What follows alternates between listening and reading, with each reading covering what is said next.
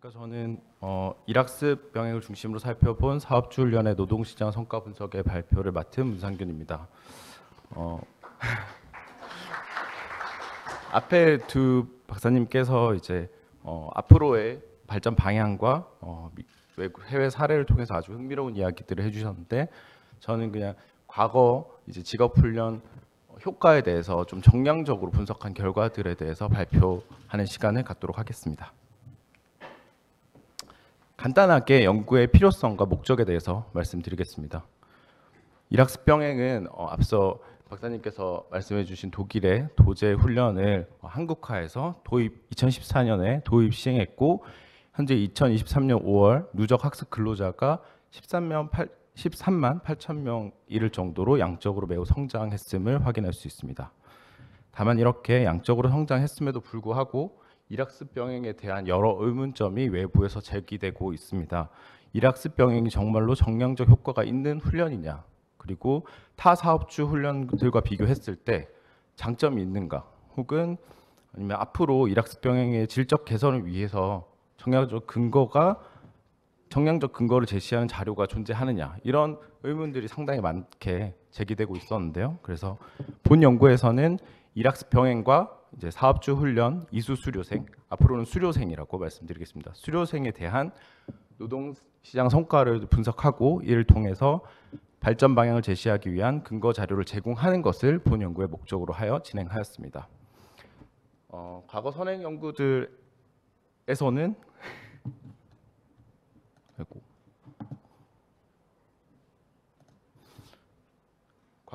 연구들에서는 몇 가지 한계점들이 있었는데, 본 연구에서는 2014년 이후에 일학습 병행이 성숙해 가는 과정에서 꾸준히 행정 자료가 축적되어 왔기 때문에 훈련 이후에 장기적인 효과를 분석할 수 있었고, 또한 특정한 훈련을 받은 이후에 중복으로 다양한 훈련들을 수령한 표본들을 좀 제외해서 저희가 관심을 갖는 특정 훈련의 효과를 좀 집중해서 확인할 수 있었고, 또한 전수 행정 자료를 사용함으로써 설문조사에 의존하는 작은 표본수가 갖는 한계점들도 극복해서 분석을 시행하였습니다.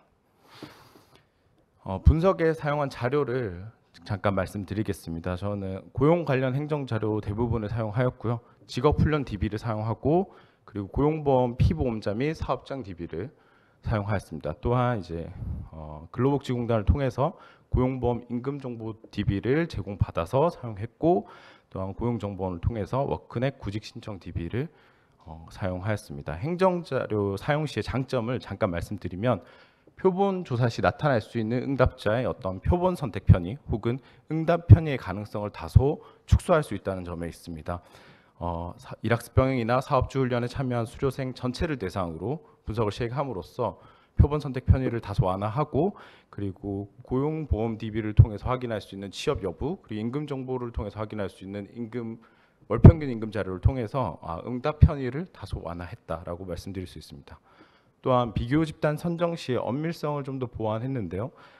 첫 집단과 유사한 특성을 갖는 표본을 비교 집단으로 선정하는 데 있어서 고용보험 DB에 포함된 모든 자료를 사용했습니다. 그래서 전 국민을 대상으로 비교 집단을 선정했기 때문에 최대한 첫 집단과 유사한 집단을 비교 집단을 선정함으로써 다소 엄밀성을 확보했고요. 그리고 고용보험 피보험 자료, 임금 정보, 그리고 워크넷 구직 신청 자료를 활용함으로써 다양한 특성들을 분석 시 통제하고 검토할 수 있었다는 점에서 장점이 있습니다. 저희는 각 DB들을 사용한 이유들을 조금씩 나열을 했는데, 시간 관계상 일단 넘어가고 질문이 있으시면 제가 답변할 수 있도록 하겠습니다.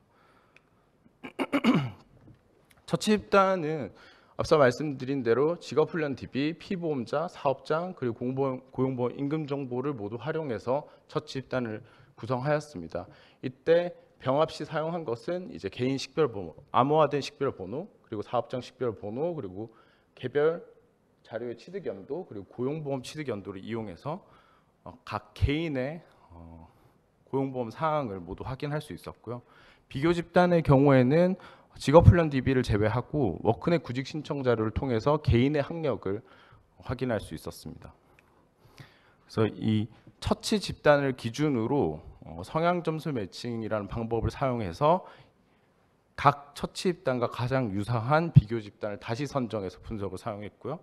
이때 성향 점수 매칭은 처치 집단과 성향 점수가 가장 유사한 집단을 비교 집단을 선정하는 방식입니다. 이때 성향 점수는 처치에 참여할 예측 확률을 말합니다. 그리고 이 본 연구에서 처치는 결국 일학습 병행이나 사업주 훈련에 참여할 확률을 말하고, 이 일학습 병행이나 사업주 훈련에 참여할 확률을 추정함에 있어서 아래와 같은 설명 변수를 이용해서 분석을 시행하였습니다. 벡터 X, 그러니까 이 참여할 확률을 추정하는 데 포함된 설명 변수는 성별과 연령, 그리고 훈련 기업에서의 지역, 훈련 기업의 규모, 훈련 기업의 산업, 그리고 개인의 훈련 시작 당시의 학력, 그리고 훈련 시작 당시 일자리에서의 초기 임금을 성향 점수를 추정하는 데 설명 변수로 포함하였습니다.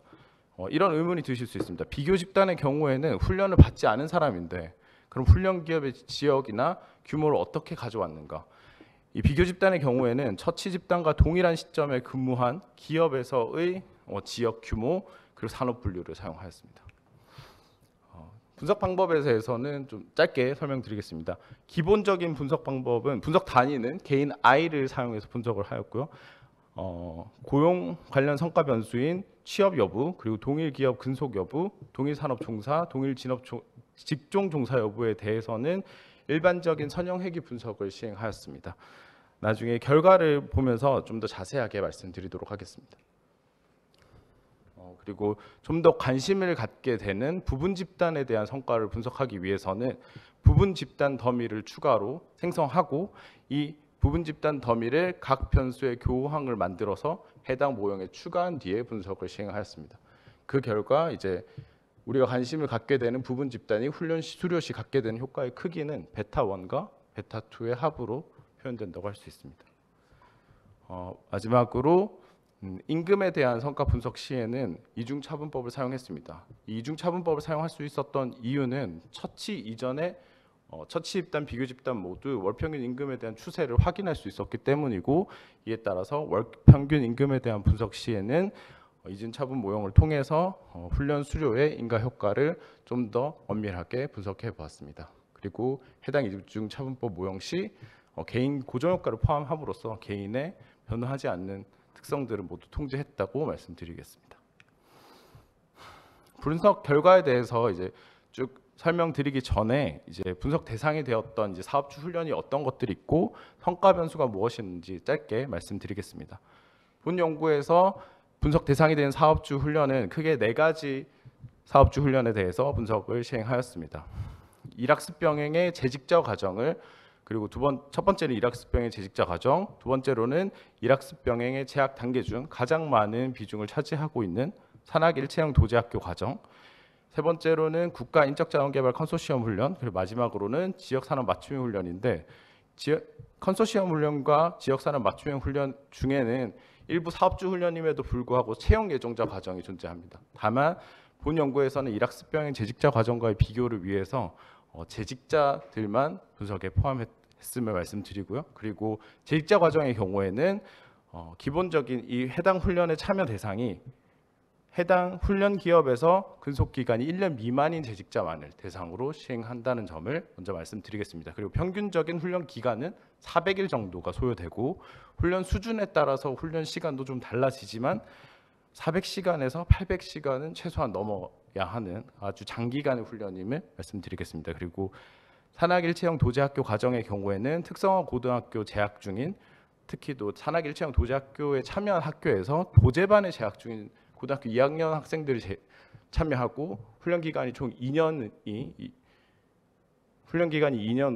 일반적인 훈련 시간이 대부분 800시간에서 1000시간이 넘어가는 아주 장기간의 훈련임을 말씀드리겠습니다. 그리고 마지막으로 컨소시엄과 지산말 훈련은 재직자 과정의 경우 대부분 10일 이내로 마무리됨을 말씀드리도록 하겠습니다.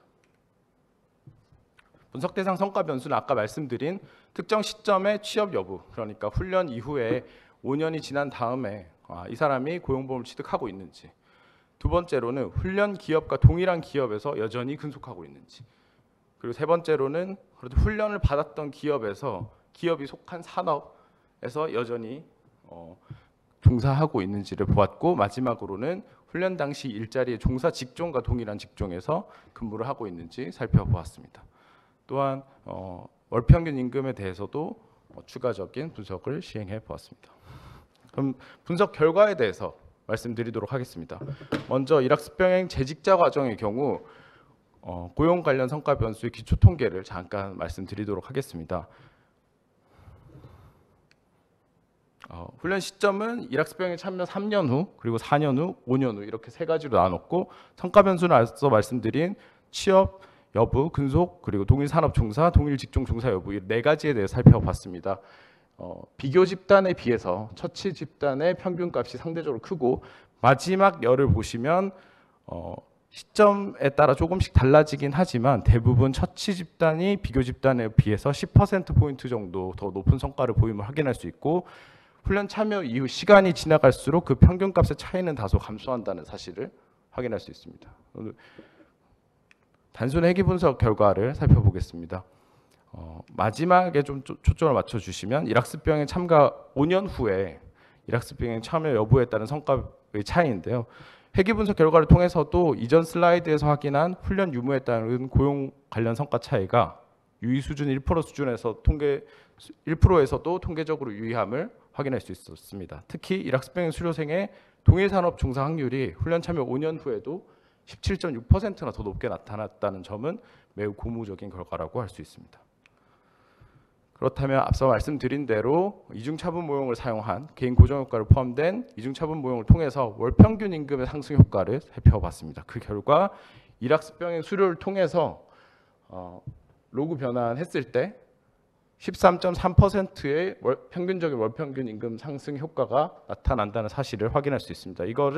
이것을 로그 변환하지 않고 단순히 월평균 임금에 대해서 분석했을 때 월 임금이 한 22만 원 정도 상승하는 효과가 있었다라는 사실도 확인할 수 있습니다. 여기서 조금 흥미로운 점은 이 관심 부분 집단을 청년으로 한정해 봤습니다. 만 34세 이하인 경우 1의 값을 갖는 더미 변수를 구성하고 교황을 구성해서 봤을 때 일학습병행 재직자 과정의 수료의 추가적인 월평균 임금 상승 효과가 청년들에게 존재했다. 그러니까 35세 이상의 참여자보다 34세 이하의 청년들에게 월평균 임금 상승 효과가 좀 더 많았다라는 사실을 확인할 수 있었습니다. 그렇다면 이러한 이중차분 모형이 해당 월평균 임금, 그러니까 일학습병의 월평균 임금 효과를 분석하는 데 적절한 모형이었느냐 이를 검토하기 위해서 공통 추세 과정을 체크해 보았습니다. 이 그래프 중에 파란색이 재직 단계 참여자고 빨간색이 미참여자를 나타냅니다. 그리고 해당 그래프는 2016년에 재직자 과정 수료생을 대상으로 한 것인데 2016년 훈련 참여 전에 처치 집단과 비교 집단의 월평균 임금 추세가 상당히 비슷하다는 사실을 확인할 수 있습니다. 그래서 본 연구에서 적용한 이중차분 모형이 적절했다라고 판단을 하였고 마지막으로 월평균 임금에 대한 강건성 검증을 시행해 보았습니다. 비교 집단 중에 앞서 이제 보여드린 2016년 재직자 과정에 대해서 한정해서 분석한 것인데 비교 집단 중에 2016년에 근무한 기업에서 400일 이상 근속한 표본만을 비교 집단으로 따로 선정하였습니다. 해당 표본을 한정한 이유는 앞서 확인한 훈련의 효과 안에는 일학습병행 수료 시 반드시 발생하는 긴 근속 기간이 야기하는 신호 시그널링 이펙트가 포함되었을 가능성이 매우 크다라고 생각했습니다. 그래서 과대 추정 가능성을 최대한 완화하기 위해서 비교 집단을 한 기업에서 400일 이상 근무한 표본만을 한정했습니다. 왜냐하면 일학습병행 재직자 과정 훈련 평균 기간이 400일이었기 때문이고 이러한 근속 기간을 한정하더라도 개수가 양의 값을 갖고 통계적으로 매우 유의하다는 사실을 확인했는데 그 결과 이제 6.1%의 임금 상승 효과가 여전히 존재한다. 물론 앞선 연구 분석 결과에 비해서 매우 그 효과가 감소했지만 많은 것을 통제하고 나서도 임금 상승 효과가 존재한다는 것을 분명히 확인할 수 있었다고 생각합니다.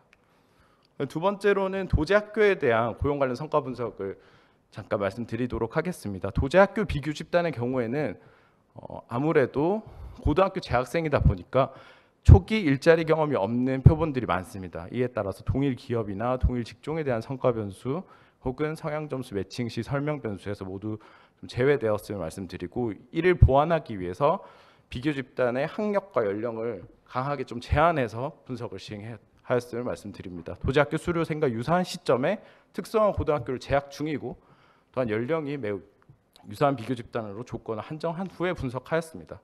그 결과 동일한 방식으로 분석을 시행했을 때 도제학교 수료생의 취업 확률이 훈련 참여 5년 후에도 비교 집단에 비해서 8.6%포인트 높다는 사실을 확인할 수 있었습니다. 다만 이 도제학교에 대한 분석 결과는 많은 한계점을 갖고 있습니다. 남성의 경우 군대를 많이 가기도 하고 그리고 진학하는 비율도 상당히 높은데 행정자료의 한계상 제가 얼마나 진학하는지 얼마나 군대를 갔는지 확인할 수가 없었다는 한계가 있습니다. 이를 조금 보완하기 위해서 도제학교 수료생에 대한 비교 집단으로 동일한 특성화 고등학교를 졸업했지만 도제반이 아니라 비도제반을 졸업한 학생들의 취업 성과를 비교해 보았습니다. 이것은 조금 운이 좋았는데 한국 교육 고용 배널 두 번째 차수에 2016년 고등학교 2학년을 대상으로 추적 조사를 진행한 표본이 있었고 해당 학교가 뭔지 알 수 있었기 때문에 동일한 학교를 졸업했지만 누군가는 도제반을 졸업하고 누군가는 비도제반을 졸업한 친구들을 비교했습니다. 그 결과 일학습병에 참가 5년 후에 고용 효과가 7.7%포인트 도제학교 수료생이 더 높다는 사실을 확인했고 이것은 행정 자료를 통해서 확인했던 8.6%포인트 차이와 상당히 유사하다라는 것을 확인할 수 있었습니다. 다만 표본 수가 상당히 작아져서 통계적으로 유의하지 않았다는 좀 한계점은 갖고 있음을 말씀드리도록 하겠습니다. 두 번째로는 앞서 비교 집단 선정함에 있어서 고등학교 재학생들 중에 그 취업을 경험한 친구들이 많지 않다. 그래서 좀 한계가 있었다 말씀드렸는데 그래도 그 중에 고용보험 취득 경험이 있는 친구들만 가지고 비교 집단을 구성해 보았습니다. 그래서 이제 도제학교 수료생과 고등학교 재학 중에 고용보험을 취득한 경험이 있는 친구들을 대상으로 비교해 보더라도 일학습병에 참가 5년 후에 고용 성과의 크기가 8.6%포인트에서 4.3%로 좀 감소하였지만 여전히 긍정적 효과가 남아있다라는 사실을 확인할 수 있었습니다. 도제학교 부분에서 조금 더 흥미로운 지점은 부분 집단 분석에 있었습니다. 일학습병행 도제학교는 특성화 과정 재학생들을 대상으로 진행되는데 일학습병행 중에 피텍 과정이 존재합니다. 폴리텍 혹은 전문대 등과 연계해서 실시하는 일학습병행의 전문 학사 과정이고 이 자료를 보시면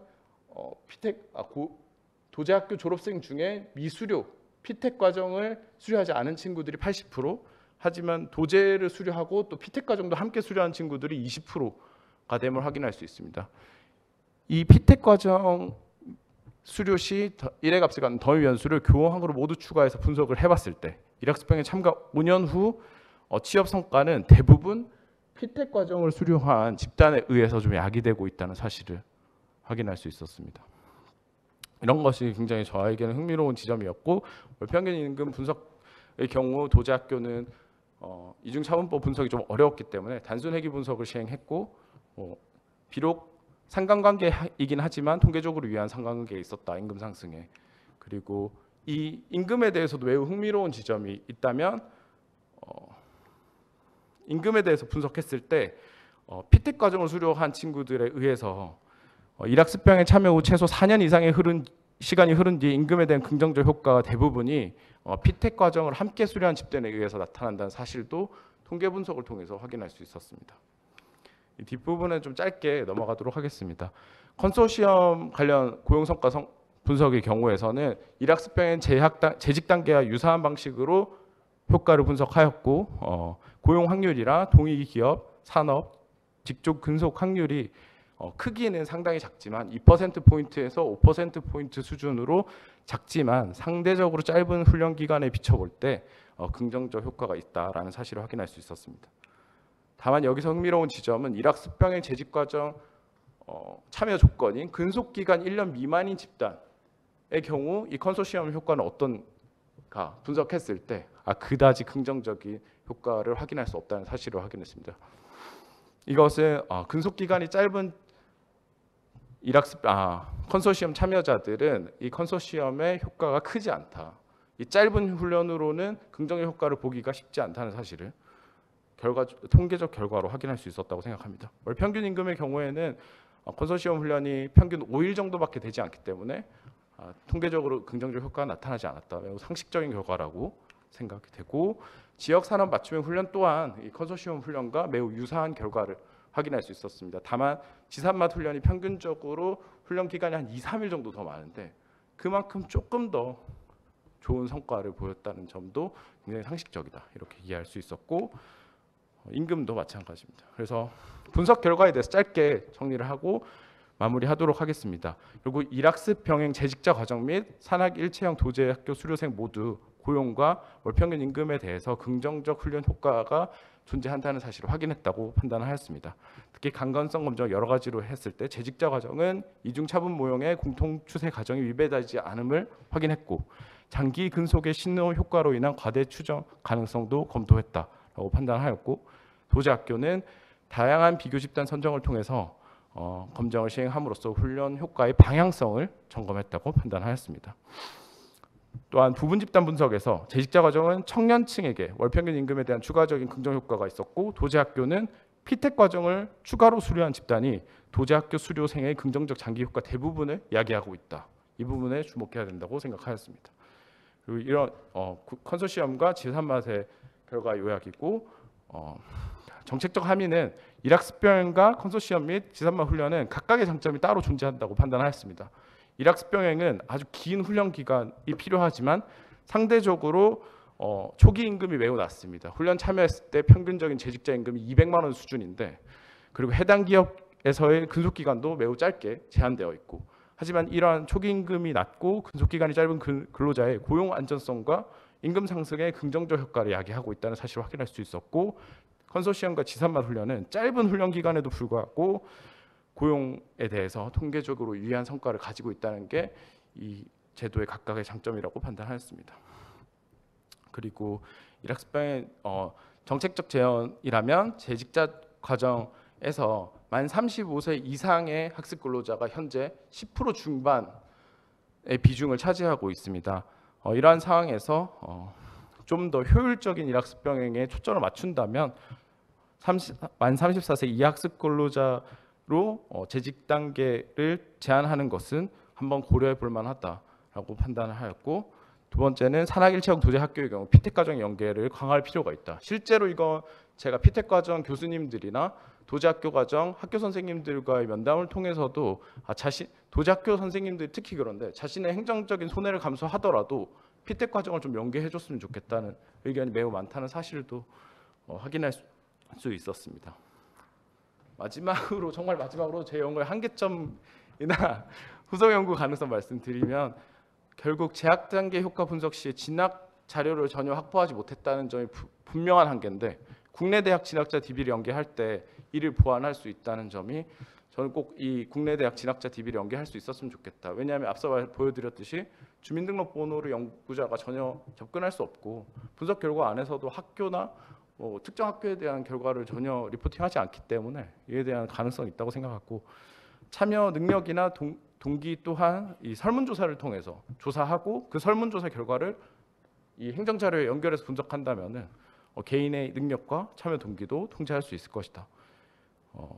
그리고 또한 계속 말씀드렸지만 효과는 분명히 있지만 사실 이 일학습병행이라는 것이 굉장히 많은 비용을 소요하기 때문에 정말 효율적인가 하는 거는 좀 추가적 연구가 필요하다고 생각을 하였습니다. 마지막으로 제가 본 연구에서 추출했던 다양한 성과 지표를 좀 자동화할 수 있다면 저는 이 자동화해서 추출하는 게 결코 어렵지 않다고 생각하는데 이 사업주 훈련의 성과 지표들을 자동화해서 추출하고 각 훈련의 유형과 지역과 NCS 분류에 따라서 호시스 통계 공시처럼 웹사이트에서 공유할 수 있다면 그리고 대외적으로 공개하지 않더라도 고용정보원이나 직업능력연구원 그리고 고용부 정도가 이러한 지표들을 좀 공유할 수 있다면 앞으로의 정책 개선에서 매우 큰 도움이 될 수 있다고 생각하였습니다.